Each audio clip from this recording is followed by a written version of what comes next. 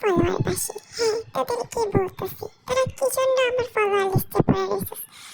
কোনো কিছু পোস্ট করলে না কমেন্ট করস, না ফলো করস, না শেয়ার করস, তো কি জন্য আমার ফলোয়ার লিস্টে আসিস? তোরা এর থেকে ভালো কোনো ডাস্টবিন খোঁজ, সেখানে যেয়ে পড়ে থাক, আরো ভালো হবে, তো ডাস্টবিনটা ভরবে। আমার ফলোয়ার লিস্টে পড়ে রয়েছিস, না ফলো, না লাইক করস, না কমেন্ট করস, না শেয়ার করস, কোনো রিয়াকশন নেই, শুধু পড়ে রয়েছিস। কি দরকার? আমি কি করবো এই ফলোয়ার দিয়ে? যদি কোনো লাইক না আসে, কোনো ভিউ না আসে, কোনো কমেন্ট না আসে, এত কষ্ট করে ভিডিও বানাই, কোনো লাইক আসে না, কোনো কমেন্ট আসে না, দেখিয়ে চলে যাস, তো কি করবো ফলোয়ার দিয়ে? এর থেকে ভালো তোরা ডাস্টবিন খোঁজ ভালো দেখে একটা, সেখানে যেয়ে পড়ে থাক। আমার লাগবে না ফলোয়ার। এত কষ্ট করে ভিডিও বানানোর পরেও কোনো লাইক নেই, কোনো কমেন্ট নেই, কোনো শেয়ার নেই, কি একটা অবস্থা! যা, যা ডাস্টবিনে পড়ে থাক, আমার ফলোয়ার লিস্ট লাগবে না তোদের, ভাগ এখান থেকে।